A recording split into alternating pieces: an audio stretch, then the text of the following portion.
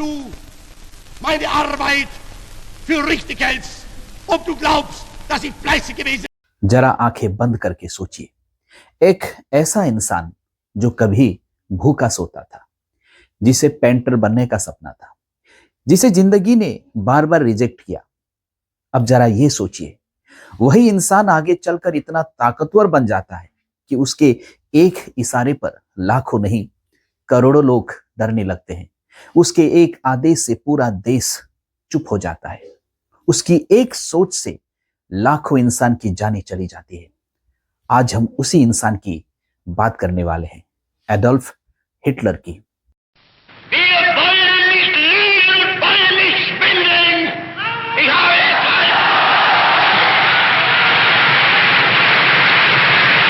Hello नमस्कार दोस्तों, यह वीडियो सिर्फ हिटलर की कहानी नहीं है। यह कहानी है एक टूटे हुए समाज की, एक डरे हुए देश की और उन लोगों की जो सब कुछ होते हुए भी चुप रहे। सबसे बड़ा सवाल यह नहीं कि हिटलर इतना क्रूर कैसे बना, सबसे बड़ा सवाल यह है लोगों ने उसे रोका क्यों नहीं। क्या हिटलर जन्म से ही राक्षस था या फिर हालात ने उसे ऐसा बनाया? क्या तानाशाह अचानक पैदा होते हैं या हम, आप और पूरा सिस्टम मिलकर उन्हें बनाते हैं? क्यों जर्मनी जैसे पढ़े लिखे तकनीकी रूप से आगे देशों में लोगों ने अपनी आजादी खुशी खुशी एक इंसान के हाथों में सौंप दी? और सबसे बड़ी डरावनी बात, अगर आज हिटलर जिंदा होता तो क्या हम उसे पहचान पाते या फिर हम भी कहते हैं वो गलत नहीं, वो देश के लिए कर रहा है। इतिहास हमें बताता है तानाशाही कभी तलवार लेकर नहीं आती, वो आती है तालियों के शोर में। दोस्तों, इतिहास की सबसे डरावनी सच्चाई यह है कि सबसे खतरनाक लोग हमेशा राक्षस जैसे दिखते नहीं। कभी कभी वो तालियां बटोरते हैं, भाषण देते हैं और खुद को देशभक्त कहते हैं।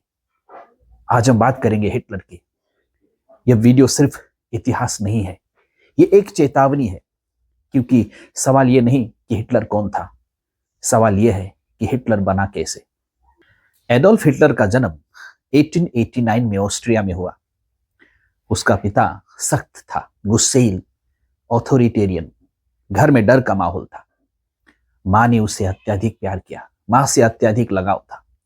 मां की मौत ने उसे अंदर से तोड़ दिया। साइकोलॉजिस्ट भी मानते हैं ना कि excessive attachment plus strict father is equal insecurity plus superiority complex. और यहीं से दो चीजें बनी, खुद को खास समझना, आलोचना सहन न कर पाना। हिटलर पेंटर बनना चाहता था। वियना आर्ट एकेडमी ने उसे 2 बार रिजेक्ट किया। रिजेक्शन का मतलब तुम काबिल नहीं हो, लेकिन उसका दिमाग बोला मैं काबिल हूं, दुनिया गलत है। और यहीं से शुरू हुआ दूसरों को दोष देने का खेल। वियना में रहते हुए हिटलर गरीब था, अकेला था, पहचान की तलाश में था। वो रेसिस्ट किताबें पढ़ने लगा। उसे बताया गया यहूदी तुम्हारी गरीबी की वजह है। याद रखिए, नफरत पैदा नहीं होती, सिखाई जाती है। 1914 से 1918 तक फर्स्ट वर्ल्ड वॉर चला। जर्मनी हार गया, देश बर्बाद था, लाखों जवान मरे थे और जनता थकी हुई थी।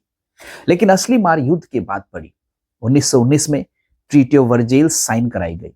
स्थान था वर्जेल पैलेस, फ्रांस। हारने वाला जर्मनी, फैसला लेने वाले थे ब्रिटेन, फ्रांस, यूएसए। जर्मनी को बोलने तक का मौका नहीं मिला। ट्रीटी की सबसे खतरनाक शर्त यह थी, जर्मनी से कहलवाया गया पूरा युद्ध के लिए तुम ही दोषी हो। यह सिर्फ कानूनी लाइन नहीं थी, यह राष्ट्रीय अपमान था। भारी जुर्माना जर्मनी को देना था, अरबों डॉलर का जुर्माना। नतीजा, इकोनॉमिक कोलैप्स, हाइपर इन्फ्लेशन। लोग नोटों से चूल्हा जलाने लगे। सेना और ताकत छीन ली गई। No air force, no army, no tanks, no navy. एक देश को बिना सुरक्षा के छोड़ दिया गया। जमीन और सम्मान छीना गया। जर्मनी से जमीनें छीनी, कॉलोनीज ले ली गई, देश को टुकड़ों में काटा गया। जर्मन जनता की हालत, लोग भूखे थे, बेरोजगार थे और सबसे ज्यादा अपमानित थे। लोग पूछते थे हमारे साथ ऐसा क्यों, लेकिन जवाब देने वाला कोई नहीं था। यहीं से शुरू होती है हिटलर की। एडोल्फ हिटलर उस समय एक असफल कलाकार, एक बेरोजगार सैनिक और एक गुस्से से भरा इंसान। उसने भी वही दर्द महसूस किया जो आम जनता कर रही थी, और उसने कहा, तुम गरीब नहीं हो, तुम्हें गरीब बनाया गया है। हिटलर ने ट्रीटी ऑफ वर्जेल्स को अपने प्रचार का हथियार बना लिया। उसने कहा, यह संधि जर्मनी के लिए अपमान है, इसे साइन करने वाले नेता गद्दार है, मैं इसे फाड़ दूंगा। जनता को उसे सुनना अच्छा लगा। हिटलर सच नहीं बेचता था, वह भावना बेचता था। हम महान थे, दुश्मन बाहर है, मैं तुम्हें इज्जत दिलवाऊंगा। धीरे धीरे लोकतंत्र कमजोर हुआ, सवाल बंद हुए और तानाशाही बढ़ी। हिटलर ने वर्जेल्स ट्रीटी तोड़ी, सेना बनाई, हथियार जमा किए और पड़ोसी देशों पर हमला किया, और शुरू हुआ सेकेंड वर्ल्ड वॉर। उसका भाषण था सबसे खतरनाक हथियार। हिटलर समझ गया था, फैक्ट से नहीं, फीलिंग से शासन होता है। उसके भाषण सरल, तेज, हाथों के ड्रामेटिक जेस्चर, भीड़ को हम और वे में बांटना, यही पॉपुलिज्म की जड़ थी। लोकतंत्र की कमजोरी। जर्मनी लोकतांत्रिक देश था, लेकिन राजनीतिक इंस्टेबिलिटी कमजोर। कोलिएशन, जनता का गुस्सा। 1933 में हिटलर सत्ता में आया, कानूनी तरीके से आया। याद रखिए, तानाशाह हमेशा कॉप से नहीं आते। पावर मिलते ही इमरजेंसी लॉ, ऑपोजिशन को जेल और मीडिया पर कंट्रोल। कोर्ट्स कमजोर। धीरे धीरे लोकतंत्र सिर्फ नाम का रह गया। लोग बोले, चलो ठीक है, देश सुरक्षित है। हिटलर ने रेस थ्योरी फैलाई, आर्यन सुपीरियर, बाकी इंफीरियर। यह कोई साइंस नहीं था, लेकिन प्रोपोगेंडा ने इसे सच बना दिया। 1933 में जब हिटलर सत्ता में आया तो उसने इकोनॉमी को रिवाइव किया, बेरोजगारी कम की, सेना को मॉडर्न बनाया, वर्जेल ट्रीटी तोड़ी और जर्मन आर्मी बनाई। बिचकर्ड यानी बिजली जैसी तेज लड़ाई। इसी वजह से पोलैंड, फ्रांस और कई यूरोपियन देश जल्दी हार गए। दुनिया को लगा जर्मनी को कोई नहीं हरा सकता।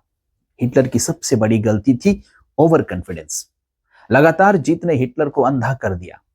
वो सोचने लगा, मैं कभी गलत नहीं हो सकता।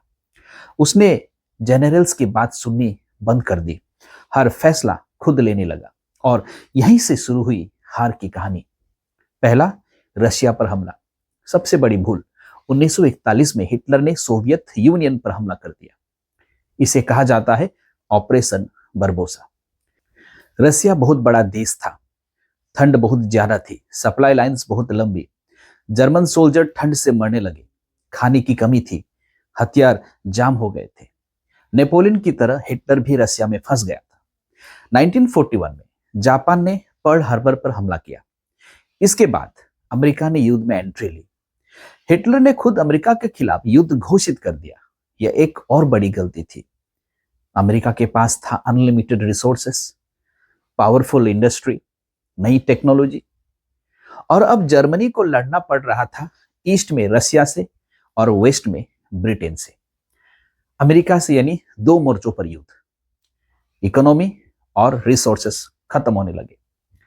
जर्मनी के पास तेल की कमी, हथियारों की कमी, सैनिक कम होने लगे, जबकि अमेरिका रोज हजारों प्लेन्स, टैंक्स बना रहा था। अलाइज की ताकत बढ़ती जा रही थी। हिटलर का सपना अब बोझ बन चुका था। अमेरिका, ब्रिटेन और एलाइज ने फ्रांस में एंट्री कर ली। अब जर्मनी चारों तरफ से घिर गया, पीछे हटने का रास्ता नहीं था।